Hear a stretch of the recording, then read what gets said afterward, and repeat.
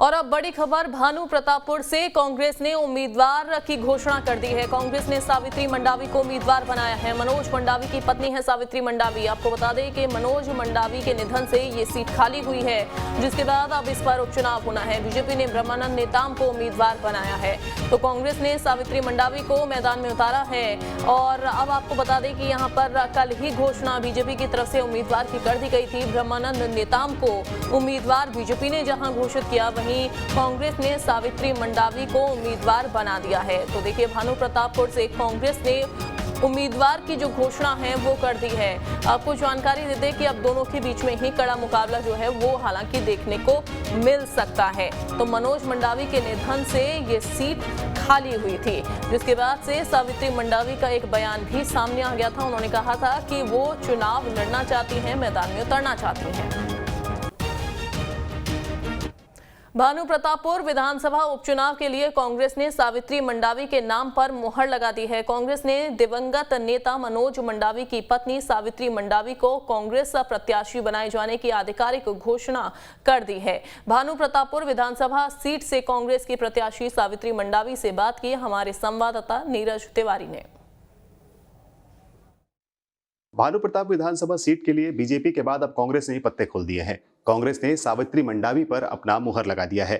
सावित्री मंडावी कांग्रेस से प्रत्याशी बनाई गई है भानु प्रतापपुर विधानसभा उपचुनाव के लिए। आज हमारे साथ सावित्री मंडावी जी है, सीधे इनसे चर्चा करते हैं और जानते हैं कि इन्हें चुनावी मुद्दे क्या होंगे।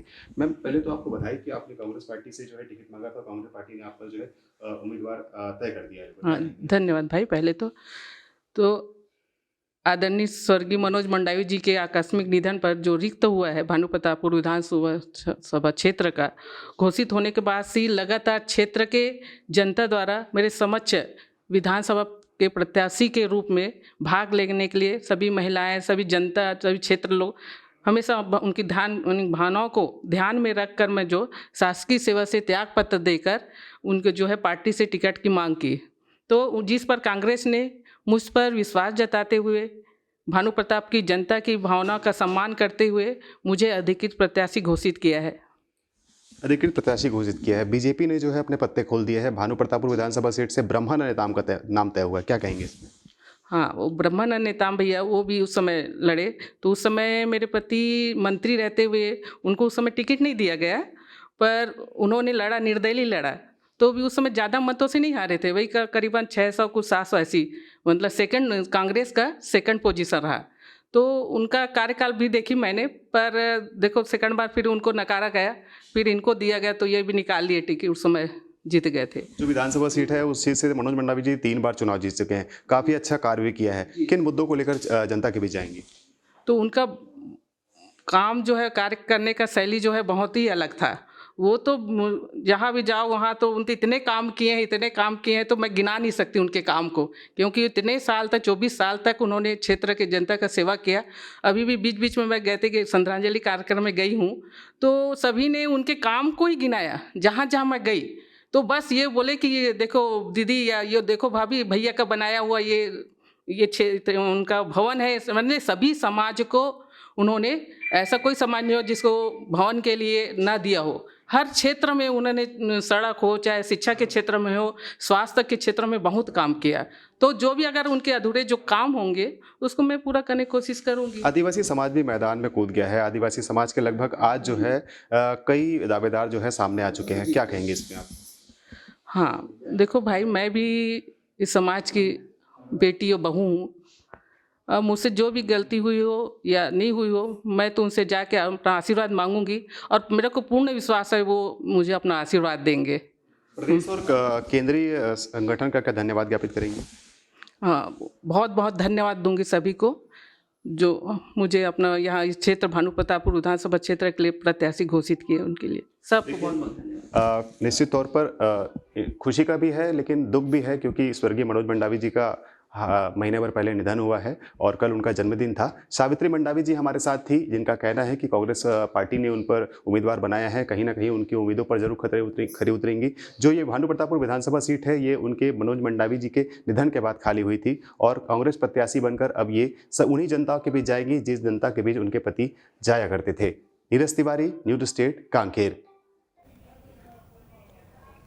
अंकुश हमारे साथ जुड़ गए हैं। अंकुश, जैसा कि कयास भी लगाए जा रहे थे, हालांकि लगभग ये तय भी था कि सावित्री मंडावी को ही कांग्रेस जो है वो प्रत्याशी बनाएगी, अब दोनों के बीच में ही कड़ा मुकाबला देखने को मिल सकता है।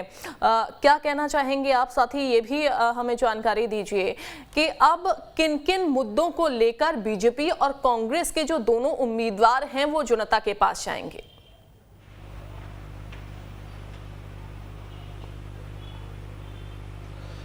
देखिए, एक बार फिर से स्पष्ट रूप से न्यूज़ स्टेट की खबर पर मोहर लगी है और स्पष्ट रूप से हमने सभी दर्शकों को बताया था कि कांग्रेस पार्टी के प्रत्याशी की जब घोषणा होगी तो वो नाम सावित्री मंडावी ही होगा। और आज जैसे ही घोषणा हुई है, जैसे ही जो प्रत्याशी की सूची जारी हुई है उसमें सावित्री मंडावी का नाम जो है वो जाहिर हुआ है। और स्पष्ट रूप से ये बताया जा सकता है कि हमने इस नाम पर पहले ही मोहर लगाई थी और वही नाम जो है कांग्रेस पार्टी ने घोषित किया है। अब कांग्रेस और बीजेपी मतलब दोनों राष्ट्रीय दल के जो प्रत्याशी हैं वो घोषित कर दिए गए हैं। बीजेपी ने पहले बाजी मारी है प्रत्याशी की घोषणा में, लेकिन कांग्रेस ने भी अब नाम की घोषणा कर दी है।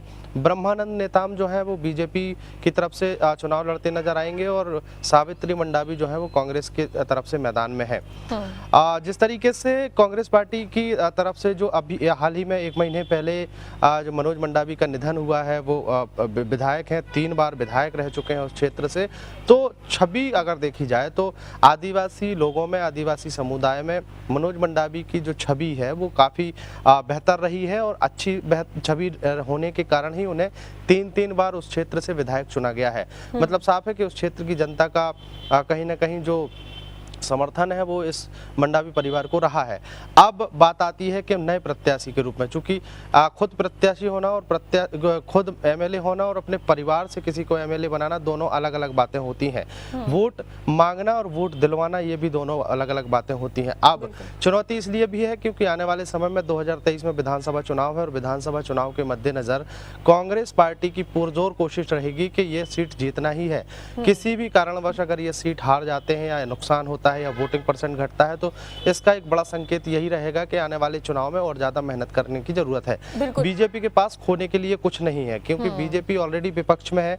विपक्ष में होने के नाते वो अपनी पूरी जोर आजमाइश जरूर करेगी, लेकिन जिस तरीके से ब्रह्मानंद नेताम के ऊपर दाव खेला है भारतीय जनता पार्टी ने, वो एक चेंजिंग पॉइंट हो सकता है। वो एक ऐसा समीकरण बन सकता है कि वो कहीं ना कहीं कांग्रेस को डैमेज कर सकता है या करने की कोशिश करेंगे। इसलिए क्योंकि ब्रह्मानंद नेताम भी उसी सीट से एक बार विधायक रह चुके हैं। 2008 में खुद मनोज मंडावी को उन्होंने हराया था और मनोज मंडावी को हराने के बाद वो भानु प्रतापपुर विधानसभा सीट से विधायक चुनकर आए थे। हालांकि उसके बाद उन्हें टिकट नहीं मिला, लेकिन अगर उन्हें टिकट मिलता तो हो सकता था कि एक बार फिर से वो जीत कर आते। लेकिन ये पार्टी के अपने संगठन के अलग अलग अपने अपने निर्णय हैं, लेकिन जिस प्रकार से उनकी छवि है, जिस प्रकार से ब्रह्मानंद नेताम की छवि को देखा जाए तो वो भी कहीं कमतर नहीं है। मतलब स्वाभाविक है दोनों ही चेहरे आदिवासी चेहरे हैं कि बीजेपी ने पूरे ध्यान में रखकर, चूंकि ये तो पहले ही साफ हो गया था कि सावित्री मंडावी को कांग्रेस उम्मीदवार जो है वो बना सकती है, और इन्हीं सब बातों को ध्यान में रखकर ब्रह्मानंद नेताम को जो है वो उम्मीदवार बनाया गया ताकि मुकाबला थोड़ा सा यहाँ पर कड़ा होता हुआ दिखाई दे। और जनता का हालांकि वोट किसको जाएगा वो देखने वाली बात होगी। बहुत शुक्रिया आपका जुड़ने के लिए।